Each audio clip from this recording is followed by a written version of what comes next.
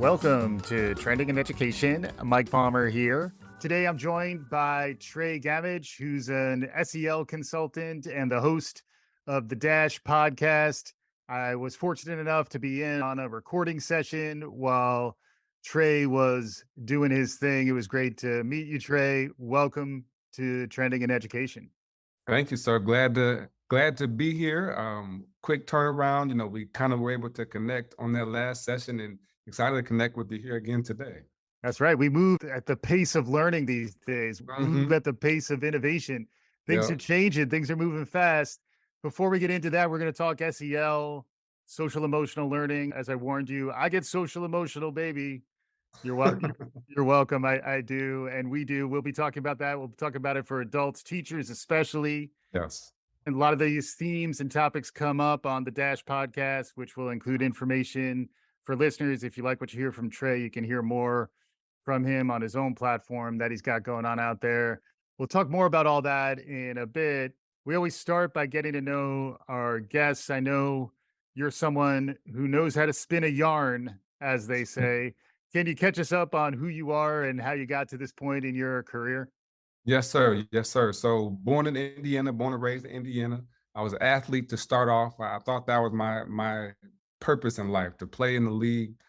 Turns out that football is hard. So I did get to go play at Miami, Ohio, rode the bench for a couple years. I was part of one of the worst teams in college football history, but I was able to use that opportunity to really springboard me into my professional career.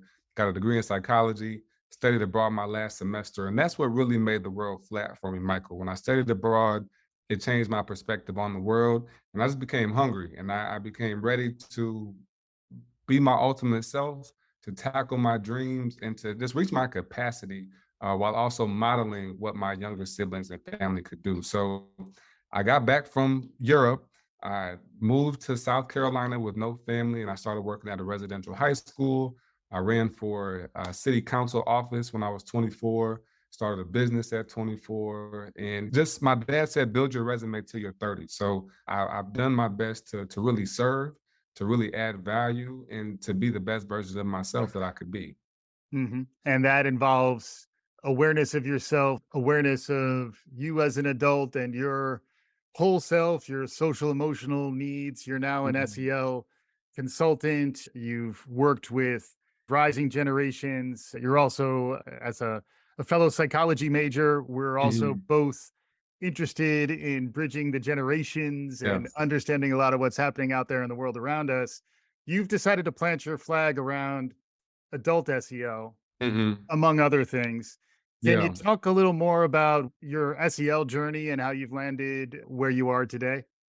For sure, Michael. So I honestly didn't, psychology, not education. And psychology is called emotional intelligence. Mhm. And while I was abroad, I had a chance to really get ingrained in personal development. The originals, Napoleon Hill, Og Mandino, Jim Rohn, Zig Ziglar, I devoured all that stuff. I would just eat it up. And then when I got back, I started to learn, people started talking about professional development 2.0. So there's awareness and then there's management, right? It's one thing for me to know what needs to happen, and it's another thing to build a skill set that I can maintain this lifestyle, or I can maintain these habits, or put that awareness into action. And so when I was living with these kids, 42 11th graders, and started really practicing my communication skills, I joined Toastmasters, Yeah. right? And in Toastmasters, I've got an ear, Michael. So I tell my wife all the time, there's clocks that go off in my head. I know I have a 1 minute timer, a 2 minute timer, and a 5 to 7 minute timer in my head, because that was the Toastmasters things.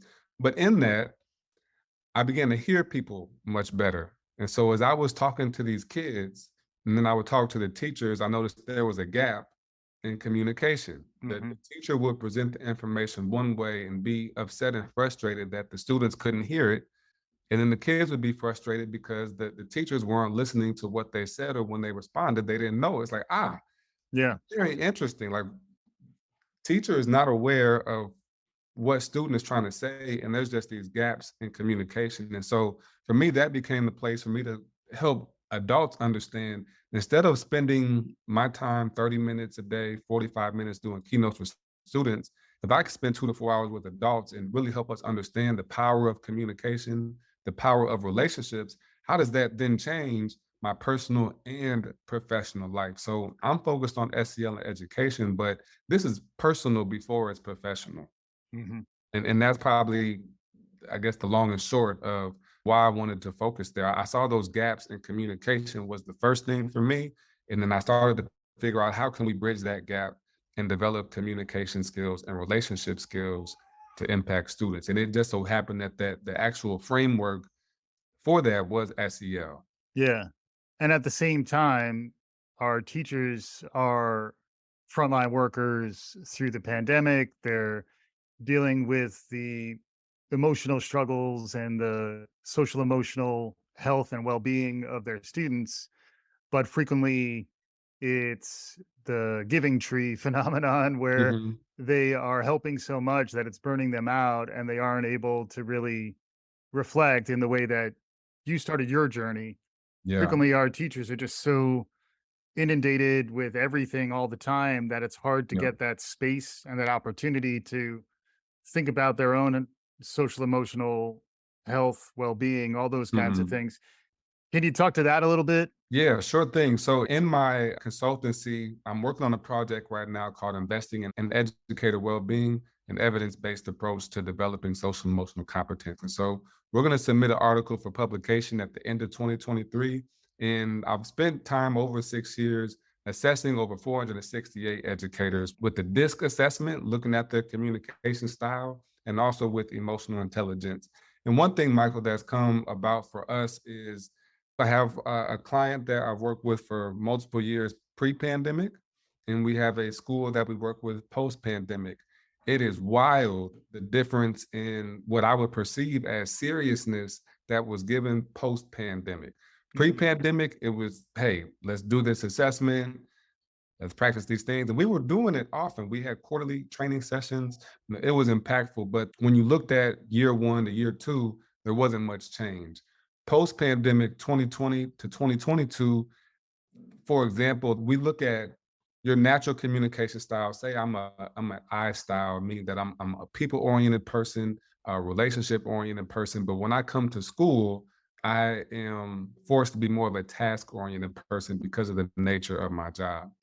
That shows me that there's a high incidence for stress Mm, because I'm not communicating in my natural style. mm, And so this school post pandemic, 20 out of the 27 staff members had that shift of what I would call a negative correlation. They were a people person, but at work they had to be a task person. mm, And that causes stress. 2022, we retook these assessments after completing some training, and 10 of the 27 staff members have those same types of gaps. And so, mhm, what you see is that awareness, understanding these skills and understanding the value of them, and then the practice or the management of those skills. And so, that's the key area that I focused on is stress, communication styles, natural versus adaptive.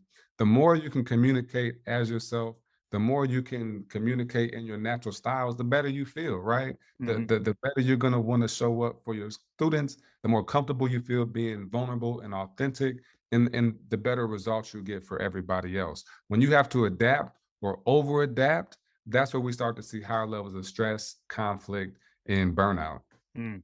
Interesting. The concept of post-traumatic growth was something I hadn't heard until recently, and it reminds me of what you're describing there, where it's almost like from the shock to system. Also, as a football player, you probably remember pain is weakness leaving the body.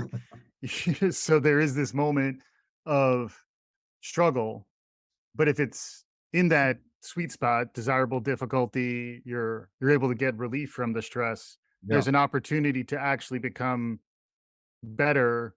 Is that a silver lining? Is that an opportunity coming out of 100%. all this? Yeah. Absolutely. So there's no right or wrong answer. I'm just showing you your propensity for stress. And so if I use myself as an example, I was the dean of students for 2 years, and I'm a people oriented person. I'm a high I style, fast paced, people oriented.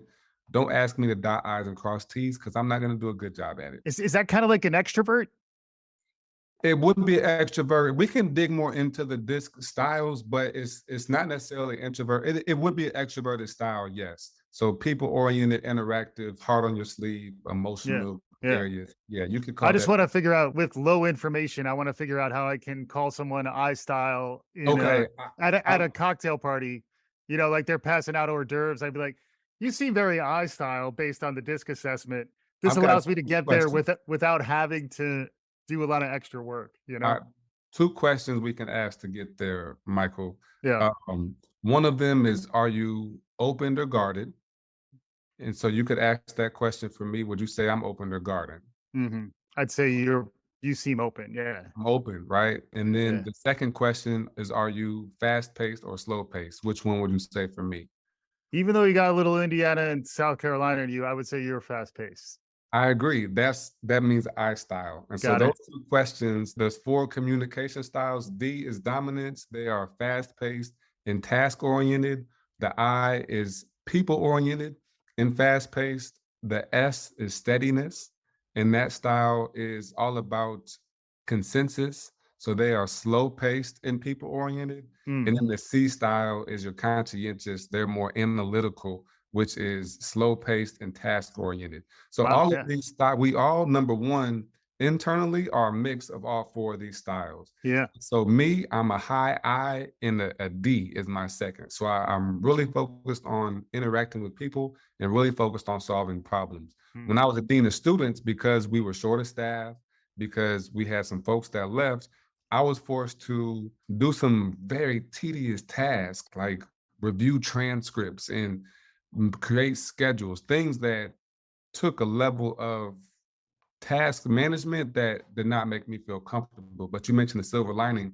Because of my awareness, I understood that, Trey, you're going to be in a high stress situation.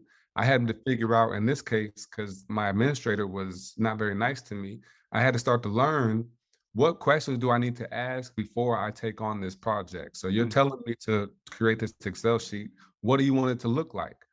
What would be the ideal outcome? Is there certain tabs or information you would like included from it? Is there anything that you think I'm missing? So that way, I'm instead of me just doing what's in my brain, bringing it back to you, and we're all frustrated. Let me try to gather as much information as I can. So when I put this thing together, I can deliver something that's at least closer to a finished product. And so mhm.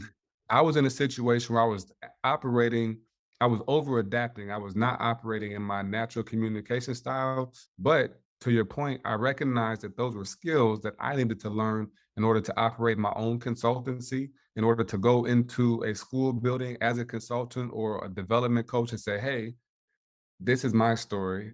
I couldn't stand that administrator. There was just a different level of integrity that we had. And so I'm actually pretty proud of that story and being able to go through it because I focused on service and I focused on the kids. And so Yeah. that's a place that was highly stressful for me. I absolutely wanted to quit, but I recognized that I had to go through this storm to be a better version of myself. And that's the mission that I set out with, 10 years ago. Right. And in some ways, that speaks to the relevance of social emotional learning Hmm. in that if you learn how to have that metacognitive awareness on the one hand, where you can sort of step outside of Yeah. yourself, think about what are my styles and natural tendencies, and then develop some planning and some feedback loops. The other piece that you were mentioning here is the importance of communication and then the Mhm. ability to give and receive feedback. In a lot of ways, SEL is foundational to all the other types of learning that we do. Can you expand on that a little bit around feedback, Yeah. communication, and how SEL it really is one of those durable skill Yeah. sets that really translates into everything? If you're being really honest and just looking at the words social, we're people. uh, People have to be social. If we are in isolation, we go insane. So we are social people. So we're doing it, whether we have a framework about it, if we call it a name or don't, we're social people. And we all know that we're emotional. We have feelings, we have tears, we have all these types of things. So we're practicing this regardless, right? Mm, right. Somebody can give you feedback and you're going to take offense to it, or Mm, somebody can give you feedback and you're going to receive it gracefully. The difference is the intention. Wayne Dyer, the power of intention. When I'm practicing SEL on purpose, like you said, metacognition, I'm aware that I don't have to take it personal. I can, if I know you're about to give me feedback, let me take it as feedback and not an attack. Mhm. That takes a level of skill and awareness to be able to do so. I can think of, even with some of the assessments, I started to learn being aware of myself. Because I have a strong vernacular, because I am a practiced communicator. I'm a speech writer. I'm an international speaking champion. I judge people based on their verbal communication skills, or I used to. Mhm. I also live in South Carolina, Yeah. where we have different accents, we have different twangs, we have a lot of things that we have different. So if I'm judging people based on how they sound, I'm going to come off pretty jacked up, you know what I'm saying? And I probably sound like many of them now too. So that was a shift in thinking for me. And I also recognized that I was over accommodating, and I would, because I was such a people person, I wouldn't address conflict. I would let it under the rug until it boiled up, and now I'm lashing out in anger rather than giving you constructive feedback. So Mhm. that those are things that I had to learn over time, and just the awareness of them, or that was my tendencies, or that's how I showed up and other people perceive me, helped me be more aware of it so I can manage those things much better. You mentioned the storytelling, public speaking component, and you are a podcaster. The name of the Mhm, podcast is the Dash Podcast. How does that connect to social emotional learning and to working with adults? My mhm, experience is that it's really foundational to communication, and it's really how mhm. humans make sense of the world around them. But as Yeah. a professional, to some extent, an expert, as someone who's really gone deep, a world Mhm. champion. When you think about communication and just words, simply the word passion means to suffer.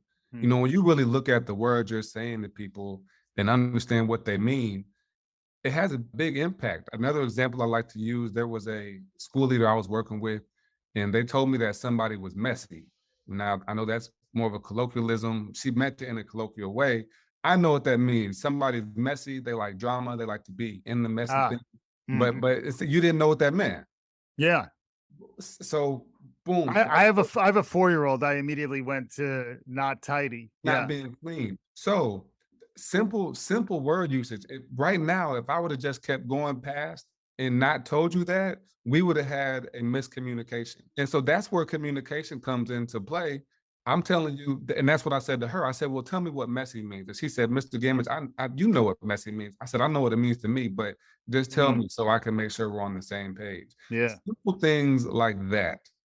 Messy. You're being messy. Mhm. No, I'm not talking about cleaning up. I'm talking about being dramatic. And so just getting an understanding on what does this word mean? What are Mhm. you really trying to say? That makes a world of difference. And so, but you can be in a situation, particularly with kids, kids don't have the vocabulary that adults do. I was watching Little Bear with my son the other day, and there was a duck, and a hen asked her to sit on, what she say? She said to keep the teapot cozy. She said to roll the dough. So that this little duck literally got the dough and rolled it on the floor. And she sat on the teapot to keep it warm. She said, I did exactly what hen said. Mhm. Okay. And then the hen wasn't mad. So she used good SEL skills. She wasn't Right. mad. She said, you know what? You're right. You did exactly what I said. Now Right. let's move forward and wrap this up. So when I'm Yeah. aware that, the way that I'm communicating and how somebody else perceives or receives it, I've got to be very clear about that. And I've got to be very clear when I make a statement that I'm making sure that at least I'm giving you 2 to 3 words to better understand what I'm trying to say if it's not a global word or a global use type of word. Yeah. And it's important to look for those bridging opportunities, those opportunities to connect, and Mhm. also those opportunities to clarify and come in humbly to say, I may not understand what you're saying Yeah. right now. This can all be taught. When I talk to practitioners and experts, they tend to say yes. But I think out there in the world, folks tend to feel like we kind of are the way we are. You were mentioning before you have some I tendencies or whatever those things Mhm. might be. It's always interesting to hear what folks think about that. Yeah. People don't want to do the work. It's easy to say who you are. It's hard to look in the mirror. I think that's really what it comes down to. Les Brown said most people live the same year 75 times and call it a life. So it's much easier, especially when you get comfortable. You get your first salary paid job, you got your 2 weeks vacation, you got your benefits. I'm good. Yeah. Okay. Learn about myself for what? I'm making Yeah. my money, I'm paying my bills. I am good. Maybe not 75 times, but a Yeah, couple yeah. cycles, maybe, Maybe Yeah. 50 times, maybe 50, because you get to a certain point and you're just not working that hard anymore, or you're Mhm. not interested in looking at yourself because it's hard, Michael. And I Yeah. think even if I go back to that situation as a dean of students, I had a moment where I got emotional with an administrator because I was putting in a lot of work Mhm. and they were telling me I wasn't doing enough. So I was like, hey, if you don't think I'm doing enough or I'm not doing this right, I need you to tell me what I could do better because Right. I'm doing this all day. I'm doing what I need to at night. I'm going home right now. Okay. I'm past my hours and I've done everything that I can do. So like if you've got something else, let me know. And it was cool because I learned later from our director, they were like, Trey, that was very humble of you to be vulnerable and childlike in this place, to put your heart out there. And Mm. it says a lot that they were not willing to be as vulnerable back with you Mhm. because that vulnerability is tough. I don't remember if I cried or not, but I was clearly emotional and I was clearly serious. And if you're not willing to go to that level of depth, if you're not comfortable with your emotions to that level, I don't want to make it like a competition type of thing, but I just might say you don't really know yourself or you're Mm. not working on yourself like that to be comfortable going there. And I think another piece that I just wrote down, and it's a strategy that I've started to talk to even family members about. When you feel offended, ask another question, Mm. right? If I'm giving you feedback and you want to take offense to what I say, ask me another question to clarify it, because there's a disregard there, especially if I'm not speaking at you with a tone that is a lashing type of tone and you're offended. Ask me another question because the chances are we're off the beaten path now, and we've got to do something to bring us back together. It's interesting that it reminds me of the spotlight effect and a lot of these psychological phenomena that actually get in the way of our ability to kind of step outside of ourselves and have that kind of moment of pause. Mhm. Again, as a parent of a 4-year-old, I know you have young kids yourself.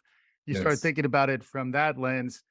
You're now focused a little bit on something different, working with adults. We're getting Mhm. closer to conclusion here, but any insights, anything surprising, different about working with adults? Why is it important? Why is Mm. it something that Yeah. we should spend a little more time on? So I'll say this too. Honestly, I don't teach adults any differently than I teach kids. I teach them the same way. And so there is programs that I've used with eighth graders, that I've used with college students, that is my bread and butter with adults, because this stuff translates. It's relationship and it's communication. And so I mentioned that adults have these gaps. I'm working on a report right now, or a brief, if you will, to break some of the information down. But there's so much information that says, one, just by teachers being aware of the SEL skills, it impacts the students greater. Hmm. And there's reports that show that just by teachers practicing, when they practice SEL for themselves, it has those greater impacts on students. And then you think about absenteeism, right? $7.3 billion was spent on teacher turnover. This was pre-pandemic. Hmm. 46% of teachers reported stress daily, and during the pandemic, that was reported as higher than nurses in the field. And so when we think about just these two things alone, how can a teacher that's highly stressed and not at work going to impact my kids, right? There's another framework we use called the pro-social classroom model, and it says that when teachers have strong social emotional well-being, it improves relationships, classroom management, and effective SEL implementation, which ultimately leads to social, emotional, and academic outcomes. But my point there is, when you look at people I love, or frameworks I love, like Castle, it puts adult SEL as like the second focus. I think it should be the zero focus, because a lot of adults don't know that SEL is for them. What I'm calling schools and districts now, they think when I say professional development SEL, that it belongs to a department, or that it's focused on a curriculum, or that they can't work with me because they've already adopted a program. Honey, you probably are not doing anything along these lines of focusing on your people first. And I can't tell you when the people that do invite me to their school buildings or they do invite me to their campuses, the staff, number one, is relieved that they're not focused on pedagogy and instruction, but they have time to understand themselves and to talk about how to reduce conflict amongst their peers, amongst their administrators, and learn more about themselves. We're people before we're educators. Hmm. We're people before we're teachers. We're people before we're professionals. So my approach is person first. The last framework that I've used here is there's asset-based community development. Yeah, Hmm. are you familiar with asset-based? Based Yeah. out of Chicago, it's essentially a service learning approach that focuses on a community and the talents, the tools, the resources that exist in that community to build it up. Hmm. So my thought process is asset-based personal development, asset-based professional development. Let me help you identify and highlight your strengths and what you do well and operate in those. And your communication strengths and your emotional intelligence strengths. Then everything else, I'm not really focused on what's wrong. I want to focus on maximizing your strengths.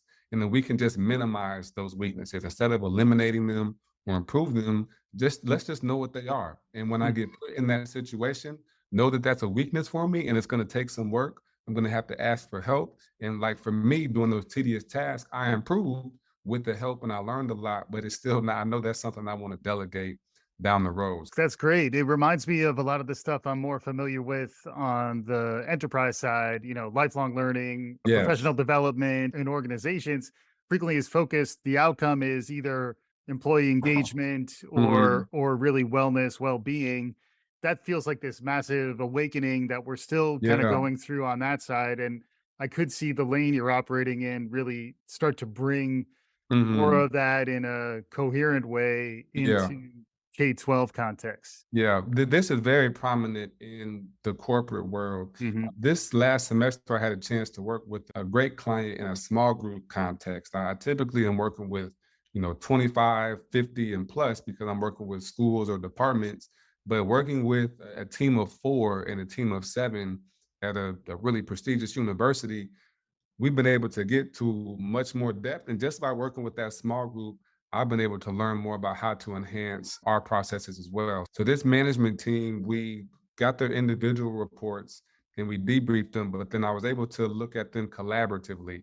And they have a report where they can look at their strengths, their tendencies, their preferences, and they discuss, Mhm. number one, number two, number three, number four. Hey, what task are you doing that you shouldn't be doing? Mhm. How am I communicating with you that's not effective? How could I do this better? And so they've been able to build strategies over the course of this semester to operate at a higher clip. And when we're doing that from the management team, that trickles down into the programs team, into your faculty, into your staff. And maybe we do bring them on board, but this is the perfect model because now we spend a semester developing the management team. So if we decide to expand and roll this out with your faculty and staff, you can reiterate the language when I'm not around. And this isn't a one-time cookie cutter session, but it's something that you can start to embed and live in your culture and climate of your school or organization. Yeah, makes sense. I keep coming back to being a parent of a 4-year-old. I've been struck as Matthew's gotten into pre-K and now pre-K is on his way to kindergarten, how much of the curriculum is based on social emotional learning. That's good. And then at some point that's gonna stop. And then maybe if we're lucky, we get it integrated a little bit along the way through Mhm. K-12. Maybe we get some counseling services Yeah. in higher ed if we're fortunate enough to go there. But why do we lose our way? It seems like we're getting it right early, which is a good thing when it Mhm. happens. It's the whole everything I needed to know I learned in kindergarten, Yeah. but we're not taught it anymore and we're expected to Yeah. remember what we learned in kindergarten. Yeah. It gets political as we rise through the ranks. Once you get to third grade, you've got to pass your reading test. And, that third grade is the prisoner pipeline number. You fail your test here, you're going to prison Mm. probably. And then you got your standardized test and the state this and pedagogy that and certified teachers here, certified teachers there, everybody certified everywhere. That's kind of how the cookie gets to crumble. And there's more research that shows that 75% of graduates, high school graduates, wish they had more SEL in their practice. And so Yeah. that's even where Mindland goes. And I get it. I get it. when do you do SEL at school? I work with a lot of high schools. Homeroom is where a lot of folks implement this.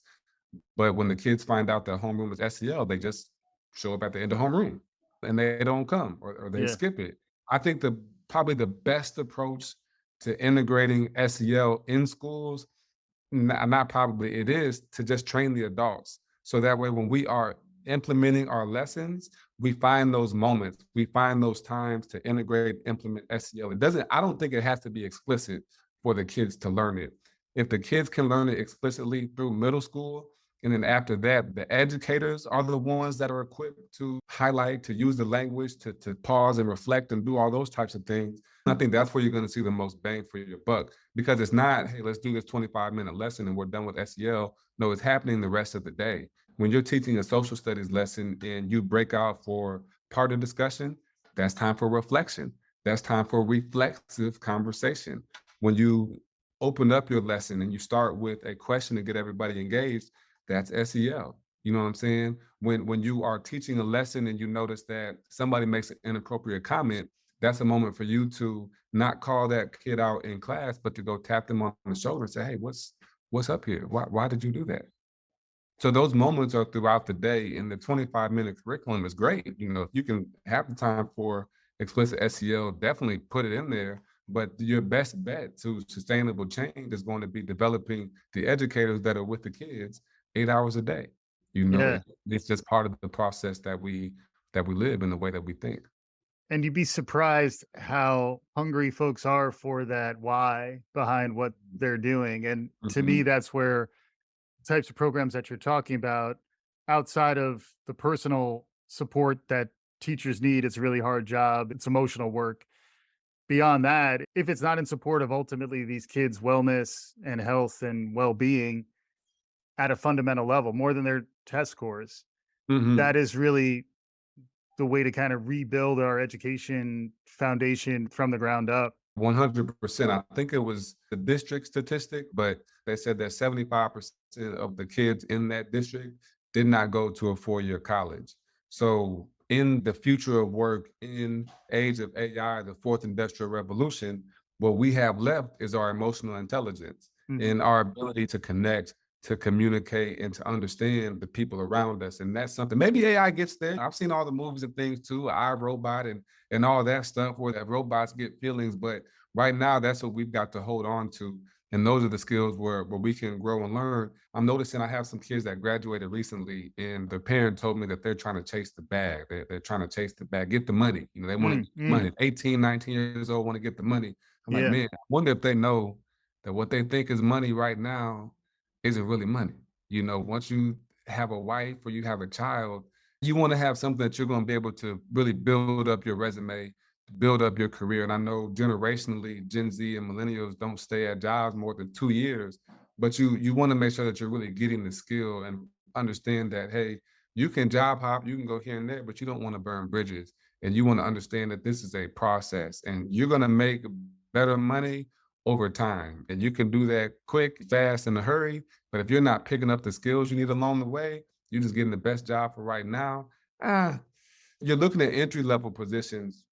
You need to think about how you're going to get into higher level positions if you're going to be an employee. What's the purpose of the education? To equip you to chase that bag or to equip Mhm. you to be a father, to be a husband, to be in community, Mhm. to actually give something back. Yeah. A lot of stuff to talk about. It's been amazing Yeah. having Tre Gammage on the show. The name of his podcast is the Dash Podcast. Really Yeah. interesting stuff we got going on here. Trey, as we're wrapping up, any parting thoughts as our listeners go back to the rest of their lives? Thank you for what you do, and thank you for the opportunity to share this. You've asked great questions, and I'm always looking to talk more with folks about emotional intelligence and SEL educators as well. Tre Gammage, thanks so much for joining us on Trending in Ed. Thank you. For our listeners, if you like what you heard, please write us a review, subscribe, do all the good things. We'll be back again soon. This is Trending in Education.